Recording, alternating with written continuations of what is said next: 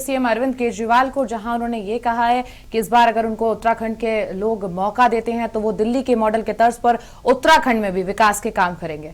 और अब हम वापस अपने शो पे लौटेंगे, जहां वकील आपका में हम आपकी समस्याओं के निवारण करते हैं। तमाम कानूनी सलाहें जो आपको चाहिए होती हैं वो यहां पर हम देते हैं। लगातार नंबर जो है स्क्रीन पर फ्लैश कर रहे हैं, आप वहां कॉल कर सकते हैं, अपने सवाल रख सकते हैं। शो की शुरुआत करेंगे।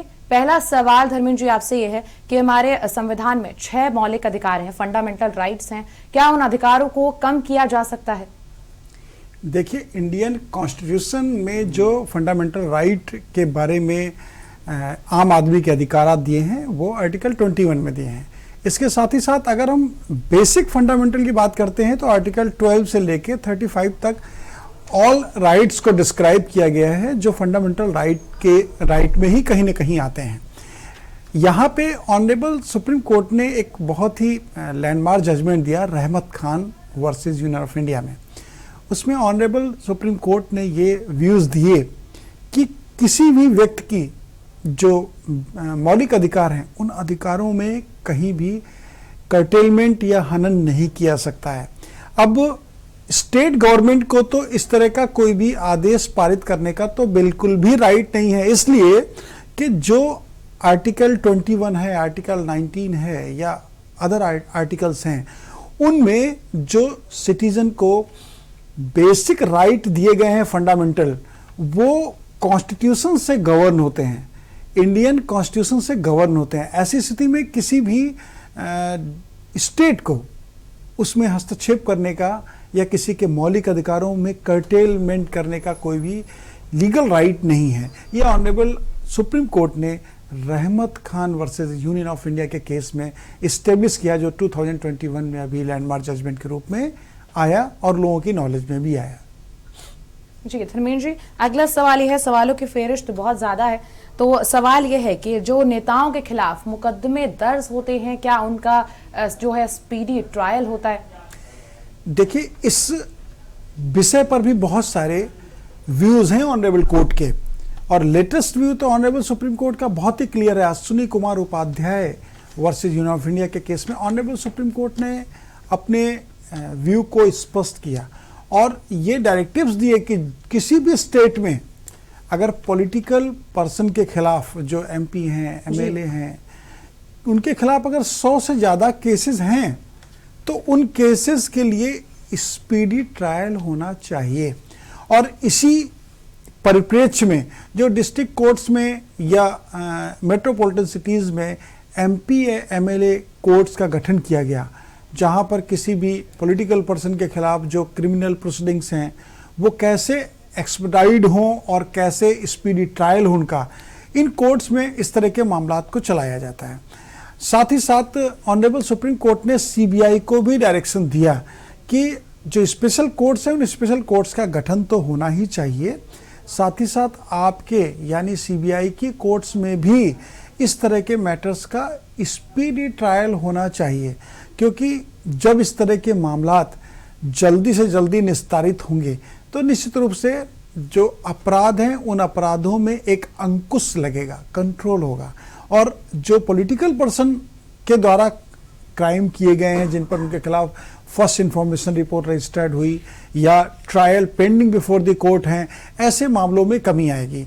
पॉलिटिकल पर्सन के खिलाफ बहुत सारे मामले पॉलिटिक्स से रिलेटेड भी होते हैं और बहुत सारे मामलों में ऐसा देखा गया है कि जो पॉलिटिकल पर्सन है उनके द्वारा क्राइम को कमिट किया गया इंटेंशनली।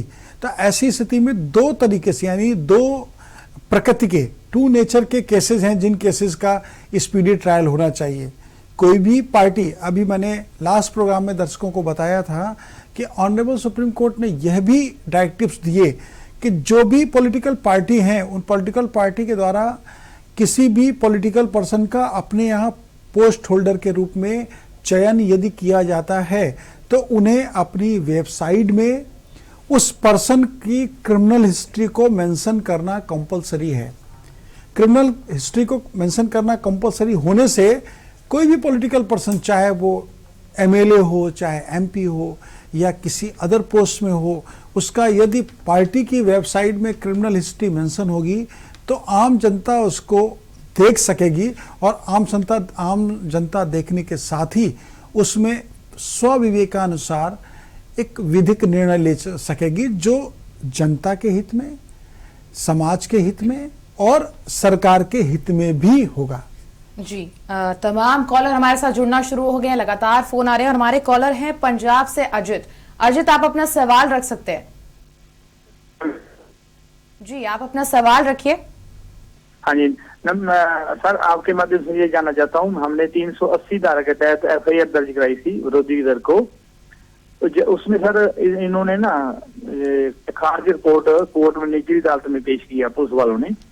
तो आपने सर, आपके माध्यम से ये जाना था हमने कि भी गाँव को तथ्यों को आप उसके समक्ष रखिए तो आप वो चालान पेश करेंगे। हमने न सर एफिडेविट दिए हैं उनको, तो एफिडेविट गाँव के भेज दिए हैं SSP के थ्रू।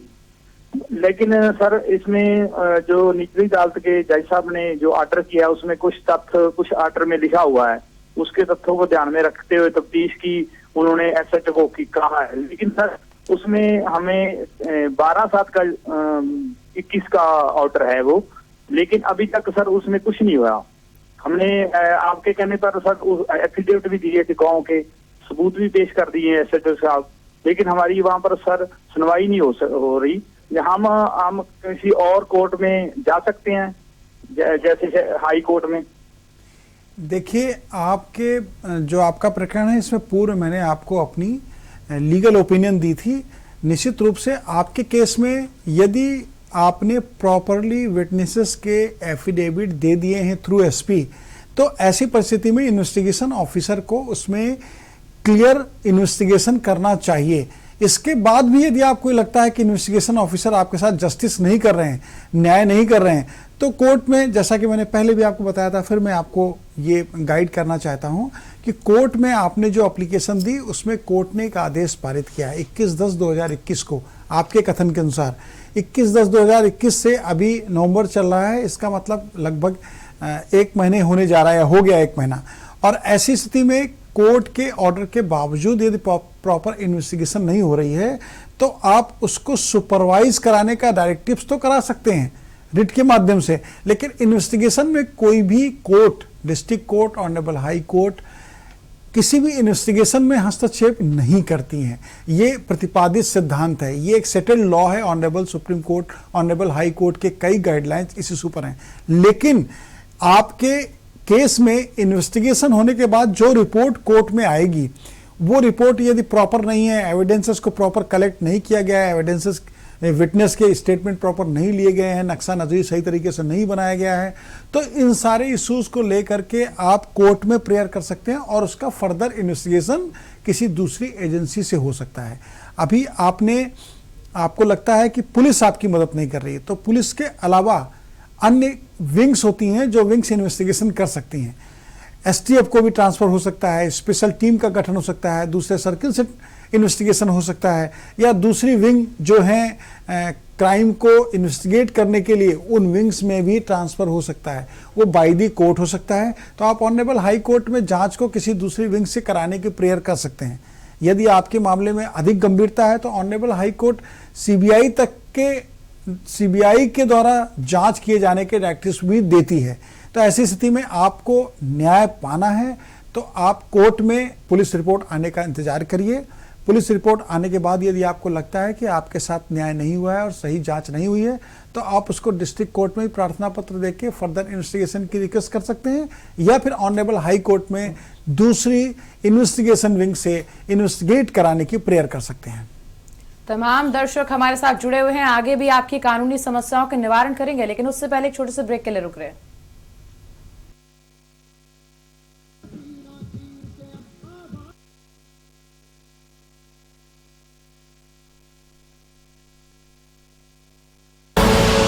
आप देख रहे हैं के न्यूज, खबरों का सारथी।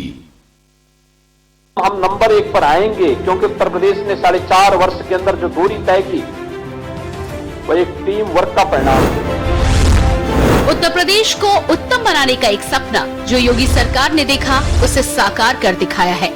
युवा हो या महिला या किसान, यूपी के बदलाव को हर प्रदेशवासी महसूस कर रहा है। यहाँ के गरीब को, यहाँ के किसान को, यहाँ के नौजवान को, यहाँ की महिलाओं को सबकी योजना से जोड़ने का काम के अंदर हुआ है। बदलाव के 4.5 साल में पीएम आवास योजना से 42 लाख से अधिक आवासों का निर्माण, हर घर बिजली योजना से 1.41 करोड़ घरों तक बिजली पहुंचाई, 30,000 ग्राम पंचायतों में शुद्ध पेयजल योजना से पीने का साफ पानी, 3 करोड़ 25 लाख लोगों को उज्ज्वला योजना से गैस कनेक्शन का लाभ मिला। खाना बनाने में कोई दिक्कत नहीं है, मेरे धुआं हुआ से भी बच जाती है। ओडीओपी योजना से जीवन में खुशहाली आई, निशुल्क राशन और टीके से बेहतर स्वास्थ्य का लाभ मिला, लाभार्थियों के खाते में सीधा भुगतान कर भ्रष्टाचार पर लगाम कसी गई। बदलाव की नीयत से माननीय मुख्यमंत्री श्री योगी आदित्यनाथ जी ने प्रदेश के सुनहरे भविष्य की परिकल्पना को धरातल पर साकार किया। बदलाव, सोच ईमानदार, काम दमदार। पर ये दिल है कि चख रहा है उन्हीं अल्फाजों का नूर और नूर और नूर। दूर कितना भी जाओ, इस जुबान से दूर ना जा पाओगे। रुमल बोलो जुबान केसरी। आप देख रहे हैं के न्यूज, खबरों का सारथी।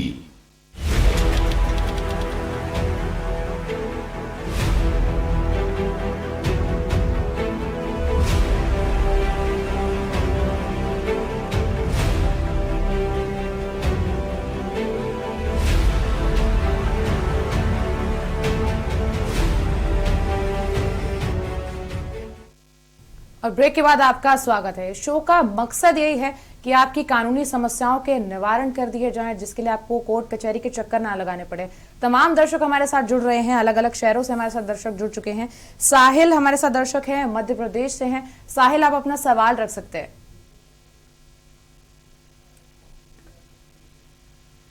शायद साहिल से संपर्क नहीं हो पा रहा है, संपर्क टूट गया है उनका। और आपसे दरख्वास्त है कि जब भी आप इस शो पर कॉल करें तो लाइन पर बने रहें, क्योंकि तमाम दर्शक होते हैं जो देख रहे होते हैं ये शो। उनके सवालों के जवाब के बाद अगला सवाल लिया जाता है।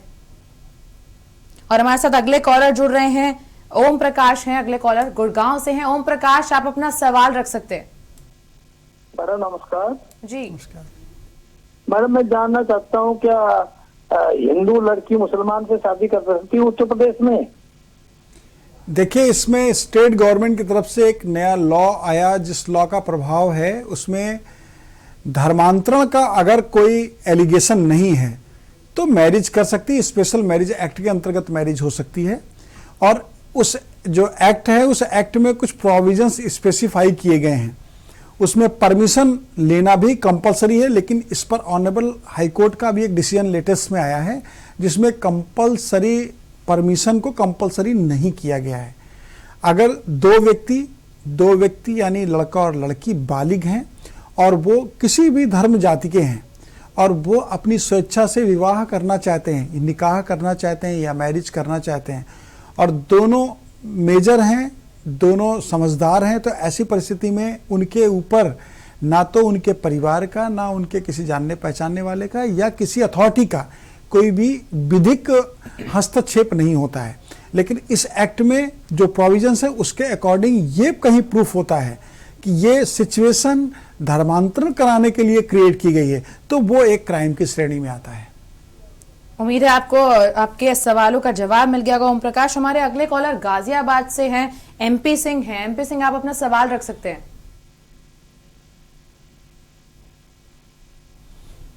शायद उनका संपर्क टूट गया है। हम शो को आगे बढ़ाते हैं। हमारे पास कई सारे सवाल हैं जिनके जवाब का आपको भी इंतजार रहता है। महिलाओं की अगर बात करें तो महिला सबसे ज्यादा जो है रेप केसेस में पाई जाती है, उनके साथ तमाम तरीके के जो है अपराध किए जाते हैं। रेप पीड़िता के बयान का क्या नियम है धर्मेंद्र जी? देखिए, जो प्रोविजंस हैं उन प्रोविजंस में अभी निर्भया कांड के बाद बहुत सारे अमेंडमेंट हुए। Honourable Supreme court, honourable high court के बहुत सारे डायरेक्शंस आए। निर्भया कांड के बाद से जो अमेंडमेंट हुए लॉ में, वो अमेंडमेंट भी बहुत महत्वपूर्ण है। तो ऐसी स्थिति में यदि कोई रेप विक्टिम है जिसके साथ में इस तरह की घटना घटित हुई है, तो उसके लिए ऑनरेबल हाई कोर्ट इलाहाबाद ने भी अभी लेटेस्ट में गाइडलाइंस जारी की और उसमें कहा कि जो रेप विक्टिम है उसका स्टेटमेंट प्रॉपरली, जो सीआरपीसी में सेक्शन 164 है उसके सारे रूल्स को फॉलो करते हुए किया जाना चाहिए। अर्थात उसकी गोपनीयता होनी चाहिए, वो मजिस्ट्रेट के समक्ष होना चाहिए, उसमें जो कलमबंद बयान हो उसकी नॉलेज किसी अन्य को ना हो, पीड़ित महिला को पूरा प्रोटेक्शन मिलना चाहिए, उसके अपने जो ज़रूरतें हैं मेडिकल की और अदर उसकी रिक्वायरमेंट्स हैं उनको फुलफिल किया जाना चाहिए। तो जो स्टेटमेंट देने यानी पीड़िता के स्टेटमेंट होने का जो प्रश्न है उस पर ऑनरेबल इलाहाबाद यानी प्रयागराज हाई कोर्ट ने लेटेस्ट व्यू जो दिया उसके अकॉर्डिंग जो भी पीड़ित महिला है उस महिला को जब बयान 164 के अंतर्गत दिलाया जाए तो उसके प्रोटेक्शन का, उसकी गोपनीयता का, उसकी सुरक्षा का, उसके साथ साथ उसके इलाज का, इन सब चीज़ों का ध्यान रखते हुए तब बयान कराना चाहिए जिससे कि महिला को संरक्षण प्राप्त हो सके। ये ऑनरेबल हाई कोर्ट ने अपने व्यूज में क्लियर किया है। जी, जानकारी देने के लिए आपका धर्मेंद्र जी बहुत बहुत शुक्रिया। हमारे अगले कॉलर गाजियाबाद से जुड़ चुके हैं, एमपी सिंह है। एमपी सिंह जी, आप अपना सवाल रख सकते हैं। हमारा एक अपर कास्ट के खिलाफ झगड़ा हो गया था जी, और उसमें हमारी महिलाओं को मारा पीटा और उनको गाली गलौज किया, SC ST के खिलाफ हुआ जी। उसमें 64 का हमने केस दर्ज कराया था, मतलब उसके बयान हुए थे। हेलो जी जी, सुन रहे हैं हम आपको। 64 का हमला बयान हुए थे हमारे और वो निरस्त कर दिए गए और केस जो है ना अपने फेवर करा लिया उन्होंने। क्या इसको हम केस को दोबारा रिन्यू करा सकते हैं? जी एमपी सिंह जी, आपके सवाल का जवाब जरूर मिलेगा। देखिए एमपी सिंह जी, जो आपके स्टेटमेंट हुए यानी कोई भी क्रिमिनल ऑकरेंस हुआ आपके साथ में, आपके घर में महिलाओं के साथ मारपीट की गई या कोई गंभीर घटना घटित की गई, तो ऐसी स्थिति में उस पर प्रॉपर इंक्वायरी के साथ एक्यूज को अरेस्ट होना चाहिए, एक्यूज के खिलाफ प्रोसीडिंग्स होनी चाहिए। अब आपके स्टेटमेंट को अगर कंसीडर नहीं किया गया है तो ये निश्चित रूप से फेयर इन्वेस्टिगेशन का पार्ट नहीं है, यानी आपके साथ जो न्याय होना चाहिए, जो सही इंक्वायरी होनी चाहिए, वो सही इंक्वायरी नहीं हो रही है। तो आप जो आपके स्टेटमेंट को डिलीट करने का प्रोसेस किया गया उसको आप चैलेंज कर सकते हैं। उसको चैलेंज करने के लिए आप जो इन्वेस्टिगेशन ऑफिसर हैं उनको भी आप चेंज करने के लिए कोर्ट से प्रेयर कर सकते हैं। ऑनरेबल हाई कोर्ट में यदि आपकी पिटीशन कोई फाइल हुई है या नहीं हुई तो आप उसके लिए भी कर सकते हैं, क्योंकि ये स्पेशल एक्ट के अंतर्गत ये ऑकरेंस है, ये जो घटना है स्पेशल एक्ट में SC ST एक्ट के अंतर्गत है। तो ऐसी परिस्थिति में आपके जो भी स्टेटमेंट हैं, आपकी जो भी घटना है, उस घटना के संबंध में साक्ष्यों का सही अवलोकन अगर नहीं किया गया है तो आप फर्दर इन्वेस्टिगेशन का या री इन्वेस्टिगेशन का रिक्वेस्ट कर सकते हैं और वो आपकी रिक्वेस्ट को कोर्ट एक्सेप्ट करेगी। जी, हमारी अगली दर्शक गीता हैं कानपुर से। गीता, आप अपना सवाल पूछ सकती हैं। मेरा मकान है यहाँ मेरे हस्बैंड के नाम जी, उन्होंने खरीदा था, तो उनके भाई लोग जिसे कब्जा करके बैठे हुए, हमको दिक्कत हो रही, पूरा बेकार जर्जर है। जी गीता, हम चाहते हैं कि वो लोग निकल जाए। हमारी स्थिति खराब है बहुत, मेरे बच्चे की पढ़ाई बंद है और हम ना उसमें रहने लायक का है ना कुछ, और वो लोग निकल भी नहीं रहे हैं और बात करते हैं तो मारपीट कर भी चुके हैं वो लोग। गीता जी, आपके साथ जो घटना घटित हुई उसकी तो आपको प्रथम सूचना रिपोर्ट दर्ज करानी चाहिए, यानी कोई FIR दर्ज करानी चाहिए थी। यदि आपने वो FIR दर्ज नहीं कराई है तो आप उस घटना की FIR अभी भी दर्ज करा सकते हैं या मुख्यमंत्री पोर्टल पर IGRS के माध्यम से कंप्लेंट भी दर्ज करा सकते हैं।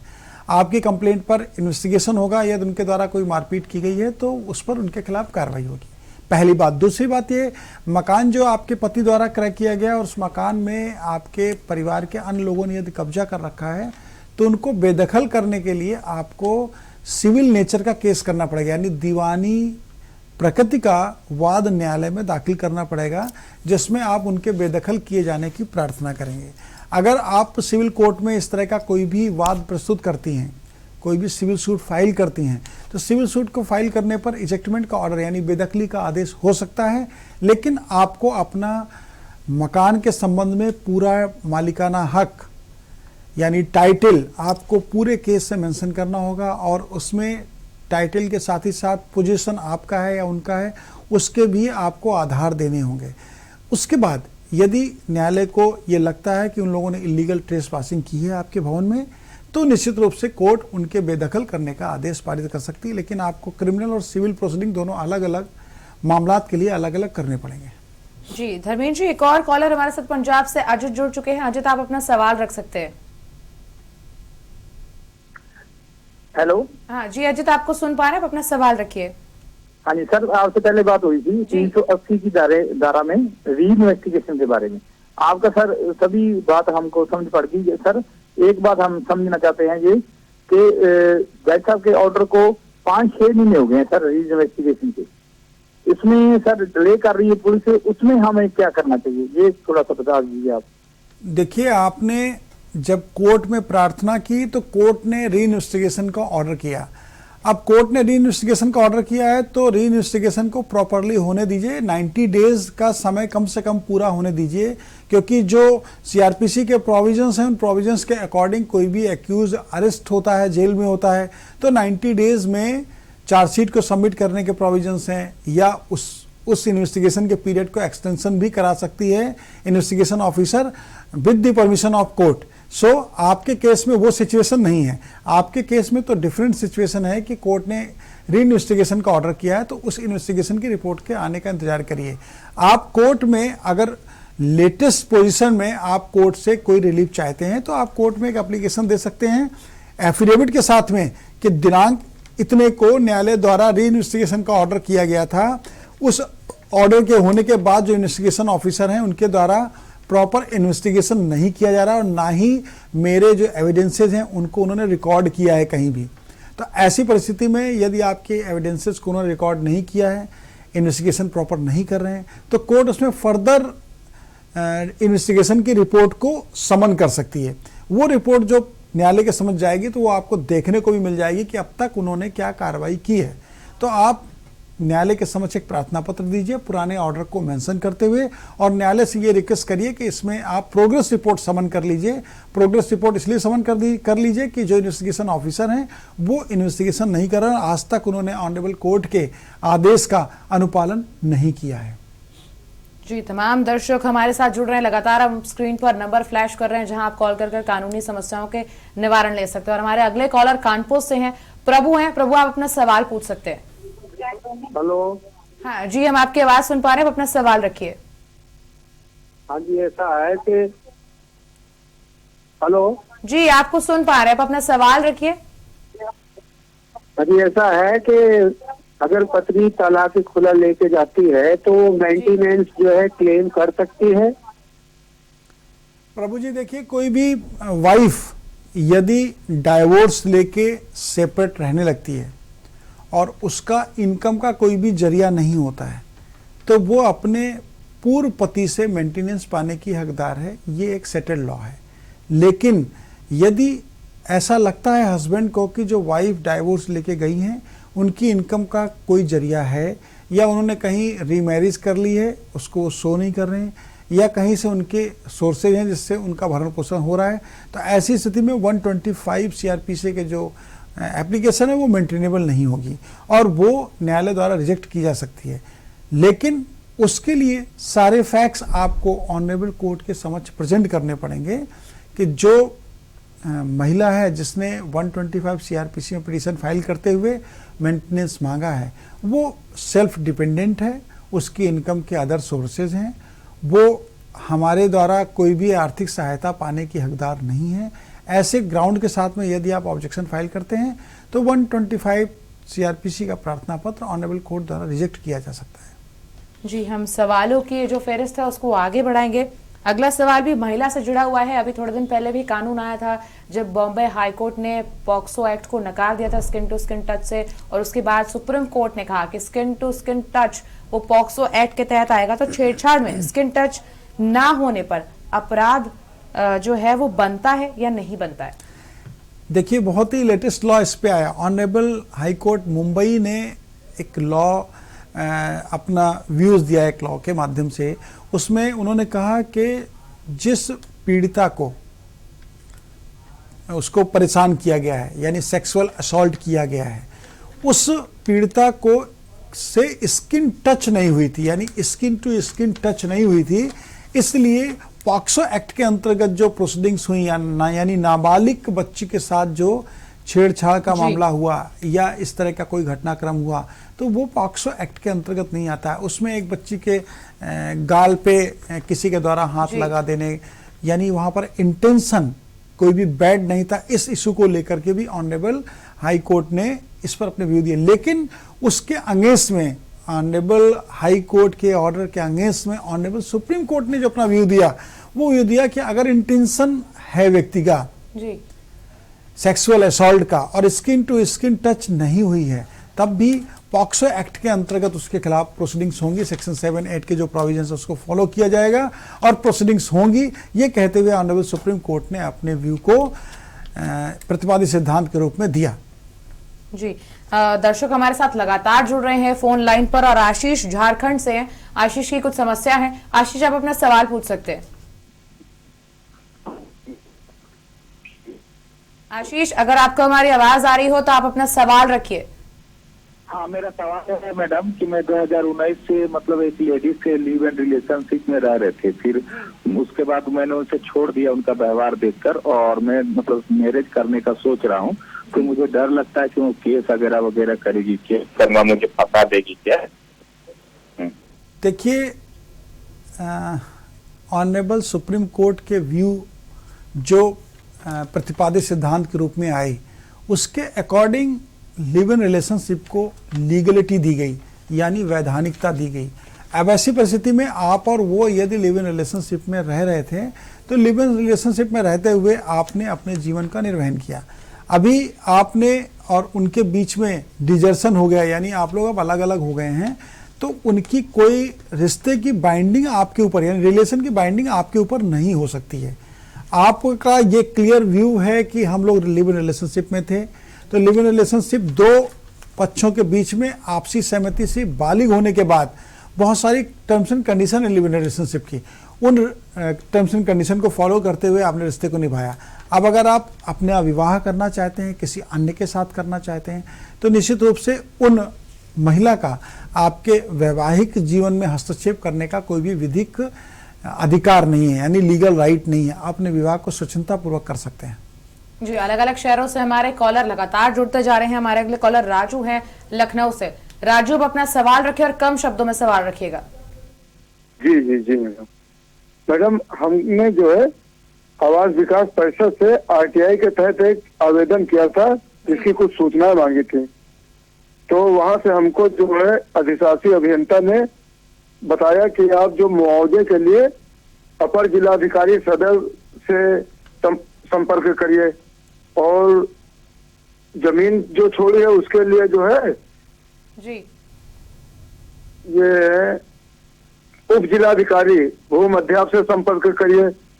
तो मेरे पास इनका अपर जिलाधिकारी का तो कोई आया नहीं है, और ये उप जिलाधिकारी का जो है आया है लेटर, तो इन्होंने बताया कि हम 58 साल पुरानी हो गई है, हम इसकी सूचना नहीं दे सकते हैं।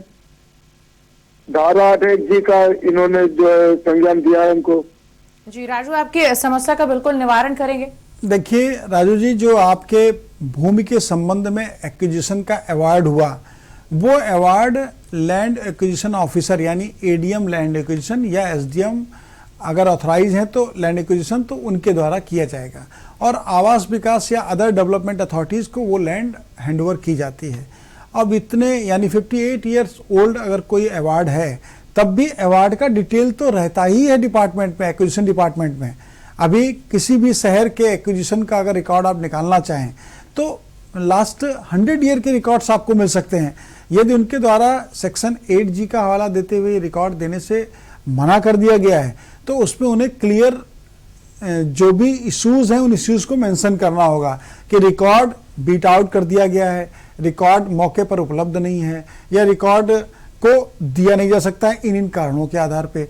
अगर उन्होंने ये मेंशन नहीं किया है, यानी डिटेल रिमार्क नहीं दिया है, तो ऐसी स्थिति में आप उस जो आरटीआई में आपको सूचना प्राप्त हुई है और उससे आप सेटिस्फाइड नहीं है तो आप इसकी अपील कर सकते हैं। आप अपीलेट अथॉरिटी के समक्ष आरटीआई एक्ट के अंतर्गत इस ऑर्डर को चैलेंज कर, यानी इस रिप्लाई को आप चैलेंज कर सकते हैं, जिस आधार पे आपको प्रेस्क्राइब अथॉरिटी को जो भी आपके क्वेश्चंस हैं, जो भी आपकी क्वेरीज हैं, उनको क्लियर करना ही पड़ेगा। यही एक्ट का पर्पस है और यही एक्ट के अकॉर्डिंग राइट आपको मिला हुआ है।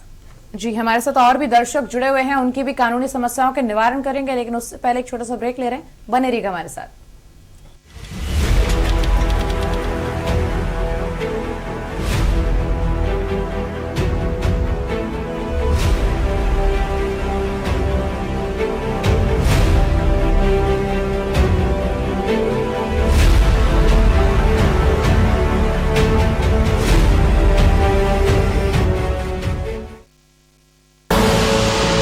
देख रहे हैं के न्यूज, खबरों का सारथी। चलो यहाँ पर सही से स्पेलिंग है। पूजा, मार्केट से आता हूँ। मिस्टर, कार की चाबी? नहीं, मैं पैदल ही जाऊंगा। पापा, नॉट बैड। हाँ यार, अपनी दिल्ली सरकार बोलती है कि पॉल्यूशन कम करने के लिए हफ्ते में एक बार अपनी गाड़ी से एक ट्रिप कम करें और उसकी बजाय पब्लिक ट्रांसपोर्ट या कारपूल का इस्तेमाल करें। It's a small request, make sense, no? Yes, और ये बात मैं आपसे कब से कह रही थी, लेकिन मैं हेल्थ के पॉइंट ऑफ व्यू से बोल रही थी। यू नो व्हाट, मैं भी यही सोच रहा हूँ कि जब दिल्ली सरकार और घर की सरकार एक ही बात बोल रही है तो सुन ही लेना चाहिए। चलो यू गाइस कैरी ऑन, मैं चलता हूँ। बाय बाय पापा। एक हफ्ते में आप जितनी बार गाड़ी निकालते हैं, अब से बस एक बार कम निकालें। बस एक ट्रिप कम, आप मिलकर अपने हिस्से का पोल्यूशन कम करें। हफ्ते में गाड़ी का बस एक ट्रिप कम करें। खुदी को आजमाया है तो ये अंदाज आया है, खुदी को आजमाया है तो ये अंदाज आया है। तुम में भी मैं हूँ, शुद्ध प्लस पान मसाला। आप देख रहे हैं के न्यूज, खबरों का सारथी।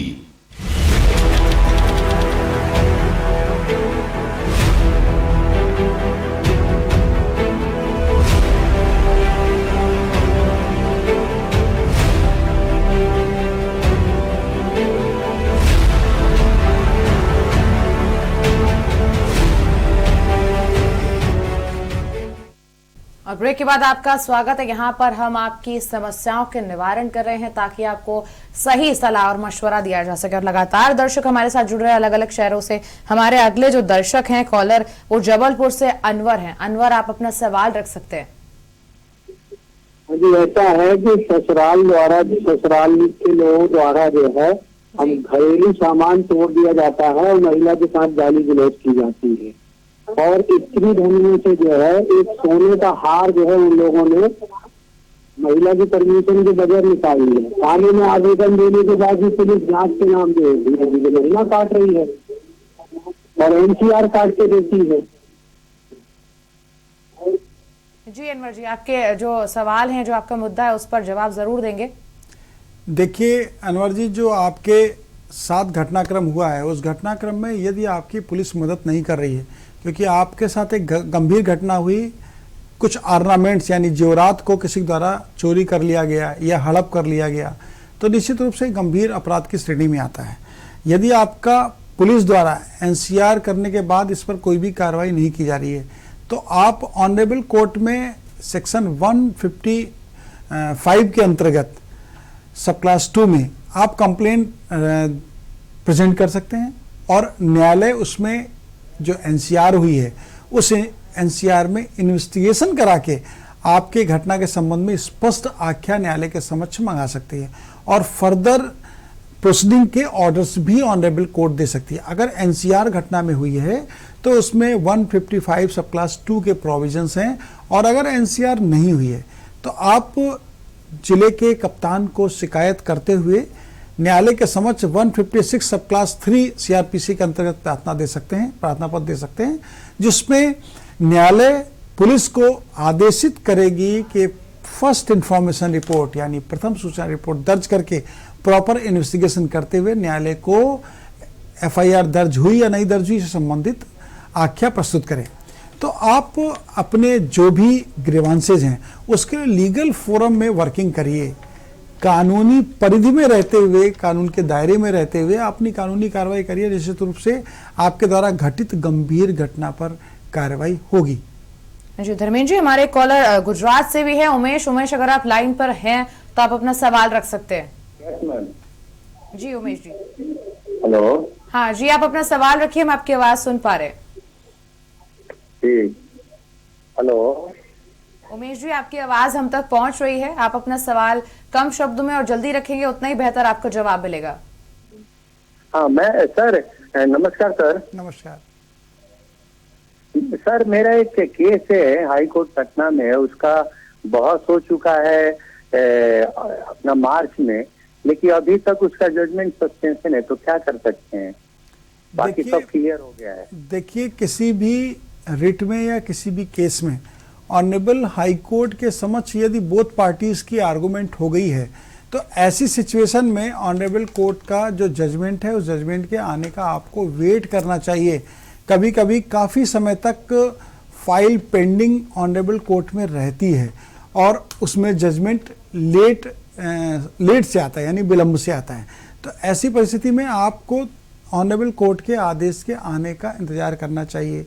यदि आपके केस में कोई अर्जेंसी है और उस अर्जेंसी की वजह से आपको जो रिलीफ मिलना चाहिए वो रिलीफ आपको त्वरित नहीं मिल पा रहा है, तो आप न्यायालय के समक्ष अपनी तरफ से एक एप्लीकेशन देके इस बात की प्रेयर कर सकते हैं कि आपके केस में शीघ्र निर्णय पारित किया जाए। यदि आप ये रिक्वेस्ट करते हैं ऑनरेबल हाई कोर्ट में, तो ऑनरेबल हाई कोर्ट हो सकता है आपकी इस प्रार्थना को कंसीडर कर ले। अदरवाइज आप ऑनरेबल कोर्ट के आने का वेट करिए, ऑनरेबल हाई कोर्ट के ऑर्डर के आने का वेट करिए, क्योंकि कोर्ट के समक्ष और बहुत सारे मामले होते हैं जिन मामलों में उन्हें निर्णय करना होता है और कभी कभी पत्रावली काफ़ी लंबे समय तक इस बात पे ही पेंडिंग रहती है कि रिजर्व फॉर द ऑर्डर। तो रिजर्व फॉर द ऑर्डर है तो उसमें सिर्फ कोर्ट का डिस्क्रिप्शन है, दया भाव से ही कुछ आप उनसे प्राप्त कर सकते हैं।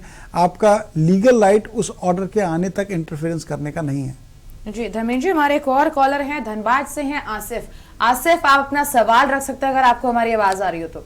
हाँ सर, नमस्कार सर। नमस्कार सर, मैं लिव इन रिलेशन में था तो मैं छोड़ना चाहता हूँ, तो बोलती है यौन शोषण में फंसा देंगे सर।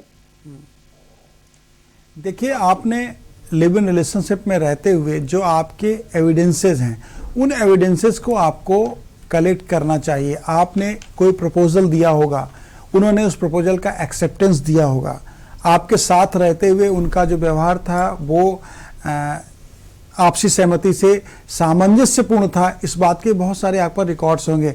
जो आपके आसपास रहते होंगे लोग, उनके भी अपने एविडेंसेस होंगे।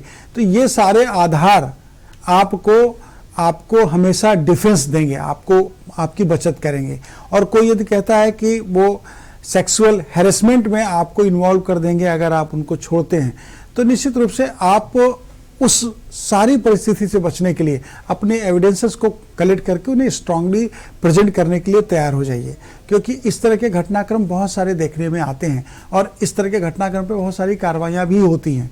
तो आपका डिफेंस अगर स्ट्रांग होगा, यानी आपके साक्ष्य, जिन साक्ष्यों के माध्यम से आप लिव इन रिलेशनशिप में रहते रहे हैं और आपने अपने साथी के यानी अपने पार्टनर के लिए जो रिस्पॉन्सिबिलिटी थी उसको पूर्ण किया है, तो आपको किसी भी तरीके से वो गलत मुकदमों में इन्वॉल्व नहीं कर सकती हैं। आप अभी लीगल रेमेडी के लिए एक प्रायर इंटीमेशन जरूर जो हायर अथॉरिटीज उनको दे दीजिए कि आपके उनके बीच में ये रिलेशन थे, अब आप उनसे आप अलग हो गए हैं, यानी आपके उनके भी डिजर्शन हो गया है और वो आपको हैरेस कर रहे हैं इस बात के लिए कि आप, यानी हैरेसमेंट का एक दूसरा पक्ष भी है एक्सटॉर्शन, कि अगर वो आपको दबाव बना के कुछ आपसे लाभ चाहती हैं तो उस फैक्ट को भी आप मेंशन कर दीजिएगा। और मेंशन करने के साथ अपनी शिकायत अगर आप उच्च अधिकारियों करते हैं तो आपके खिलाफ इस तरह के केस अगर रजिस्टर्ड होते हैं तो स्टैंड नहीं करेंगे। उम्मीद है आप सबके जो सवाल होते हैं उनके जवाब हम अपने पूरे प्रयास से सही और सटीक देते हैं। और दर्शकों, आप हमें लगातार कॉल करते रहते हैं, लेकिन आज समय का थोड़ा सा अभाव है, तो आपका बहुत बहुत शुक्रिया दर्शकों हमसे जुड़ने के लिए, अपनी समस्याएं हमारे सामने रखने के लिए। धर्मेंद्र जी, आपका भी बहुत बहुत धन्यवाद जुड़ने के लिए और जो हमारे दर्शक हैं उनकी कानूनी समस्याओं के निवारण के लिए। लेकिन आज समय का अभाव है, इसलिए अब अगले हफ्ते आपको इसी वक्त और इसी समय दोबारा मुलाकात करेंगे और आपकी समस्याओं के निवारण करेंगे। और फिलहाल इसमें मेरे साथ इतना ही। आगे आप बने रहेगा के न्यूज इंडिया के साथ।